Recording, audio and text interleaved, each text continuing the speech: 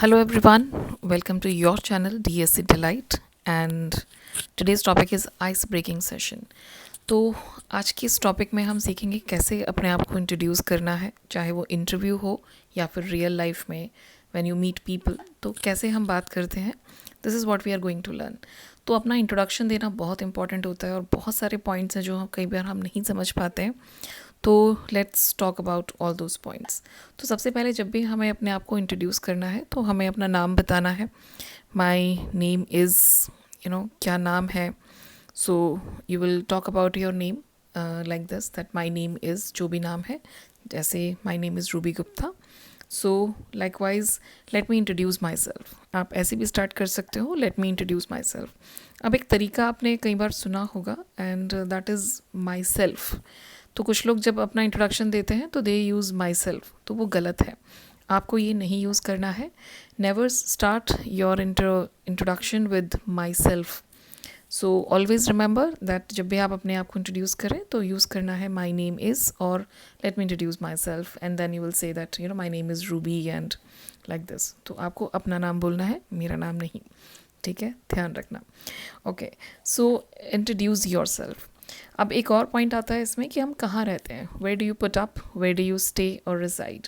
तो आप इसमें से कोई भी एक ऑप्शन चूज़ करो and you can see that I stay in Rohini. जो भी आपका प्लेस है उसके बारे में आप बताओगे. और I put up, put up का मतलब भी रहना ही होता है. ये थोड़ा सा स्लैंग है बट फिर भी कुछ लोग यूज़ करते हैं, तो यू शुड नो दैट.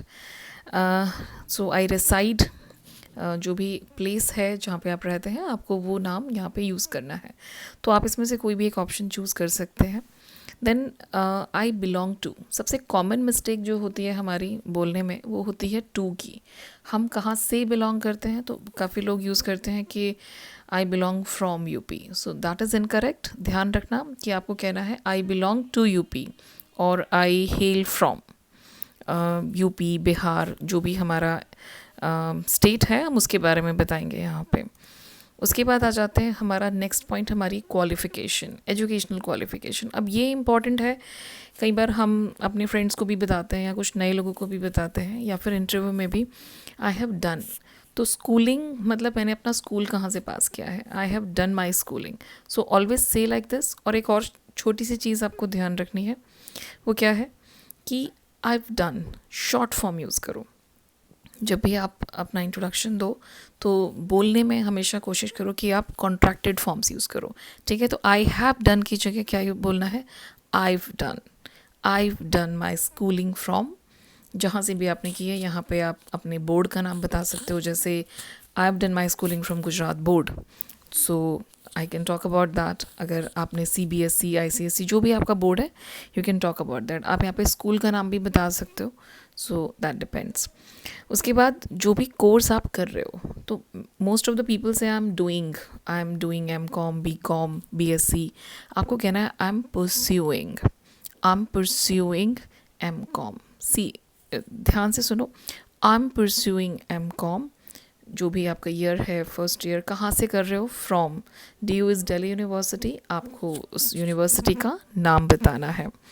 उसके बाद आ जाते हैं हम कि कुछ चीज़ें हम ऑलरेडी कर चुके हैं, तो उसके बारे में आप क्या बताओगे, that I have passed my graduation, I have done my graduation.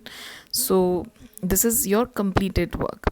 अब कई बार क्या होता है कि हमने कर लिया होता है बट कोर्स, लेकिन अभी रिज़ल्ट इज़ अवेटेड. तो अगर रिज़ल्ट बाकी है तो आपको कहना है कि I have appeared for that exam. So past में you have got the degree, you have got the result, और अपीयर्ड में अभी आपने सिर्फ एग्ज़ाम दी है और अभी उसका रिज़ल्ट बाकी है. तो आप बोल सकते हो I have appeared for this exam और दैट एग्ज़ाम. तो ये छोटे छोटे पॉइंट्स आपको काफ़ी हेल्प करेंगे. अब जब आप अगर वर्किंग हैं तो अपना वर्क एक्सपीरियंस भी बताना होता है. तो एक एक्सपीरियंस होता है हमारा एज एन इंटर्न और एक होता है एज एन अप्रेंटिस. तो ये दोनों वर्ड्स आपके लिए बहुत इंपॉर्टेंट है. दोनों में डिफरेंस क्या है कि इंटर्न जो होता है, इंटर्न इज़, जैसे आप अगर MBA कर रहे हो या कोई ऐसी ग्रेजुएशन या पोस्ट ग्रेजुएशन में जो कोर्स कर रहे हो, तो उसमें आपका एक ट्रेनिंग पीरियड भी होता है, उसे कहते हैं internship. So there you work as an intern.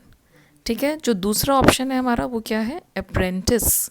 तो अप्रेंटिस जो होता है कि आपने अपनी जॉब ख़त्म कर ली and now you are working as a trainee, अभी आप सीख रहे हो, ठीक है, तो तब आप क्या हो, apprentice. So I have worked with, जो भी किसी कंपनी के साथ काम किया है वो, और फिर एज एन अप्रेंटिस. तो ध्यान रखना है आपको, इंटर्न और अप्रेंटिस में कई बार लोग कंफ्यूज हो जाते हैं, तो आपको ये ध्यान रखना है.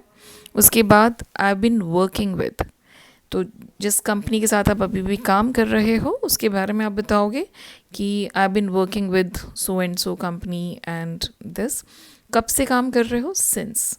तो सिंस आपका एक स्टार्टिंग पॉइंट बता देगा. अगर आपको लगता है कि आप 10 साल से या 5 साल से काम कर रहे हो तो आप उसकी जगह फॉर यूज़ करो and you can say that I been working with this organisation for 5 years, for 10 years.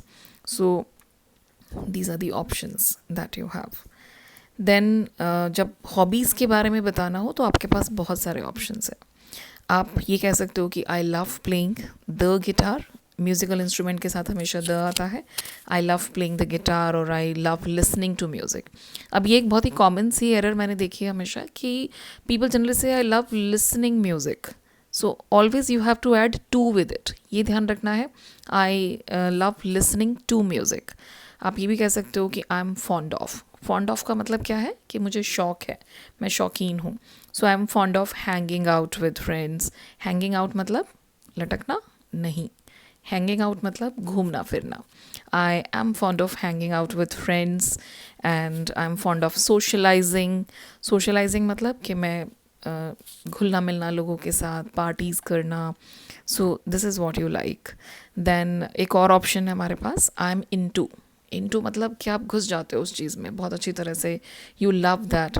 तो जो भी इसमें से आपको सही लगे, मतलब start using this different kind of sentences and they will help you speak better. Then you can also say I am interested in.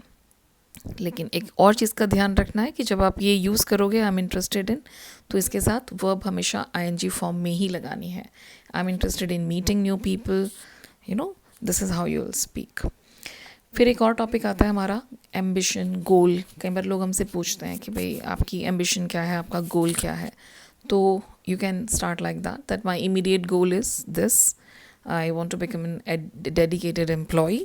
ये आप इंटरव्यू में यूज़ कर सकते हो इस तरह के सेंटेंसेस. या फिर I like to become this, जो भी आप बनना चाहते हो. I like to become a doctor, I like to become an engineer, that's your choice. A photographer, a vlogger and so on. I aim at being an entrepreneur. Entrepreneur किसे कहते हैं, जो कुछ अपना बिजनेस शुरू करना चाहता है, कुछ नया करना चाहता है, तो उसे कहते हैं entrepreneur. So this is how we can give our introduction. So let's see quickly what we have seen. तो हमने अपना इंट्रोडक्शन दिया, हमने उसमें अपना नाम बताया जिसमें हम माई सेल्फ यूज़ नहीं करेंगे. उसके बाद वी हैव टॉक्ड अबाउट हम कहाँ रहते हैं, कहाँ से बिलोंग करते हैं, belong to we are going to use. Then educational qualification is there, so here schooling and I am pursuing, you will use that. Then I have passed, जो आप कर चुके हो, डिग्री जो आप ले चुके हो. I have done my graduation, I have passed my graduation, you will say like that. Then you will talk about your experience, जिसमें इंटर्न और अप्रेंटिस का डिफरेंस वो आपको समझना है कि इंटर्न होता है जो जब आप कुछ पढ़ाई कर रहे हो, कुछ कोर्स कर रहे हो, उसमें जो आपको एक्सपीरियंस मिलता है, प्रैक्टिकल एक्सपीरियंस, वो इंटर्नशिप होती है. And when you start working and you work as a trainee, then that is apprentice. तो ये आपको ध्यान रखना है. You can talk about hobbies in different ways. I love playing the guitar, I am fond of something, I am fond of reading, I am fond of gardening, I'm into reading, I'm into gardening. You can say like that, and I'm interested in. Then your goals and ambitions. So these are the different ways you can express. तो इन sentences को learn करो, practice करो and start telling people. शीशे के सामने खड़े होके भी, मिरर के सामने भी आप practice कर सकते हो. So this way you can prepare your introduction very well. तो ये topic बहुत important है interviews के लिए, जब आप किसी से मिलते हो तब भी. तो avoid those small grammatical errors and keep learning this way. So see you soon in the next video. Till then, bye everyone. Like, share and subscribe my channel.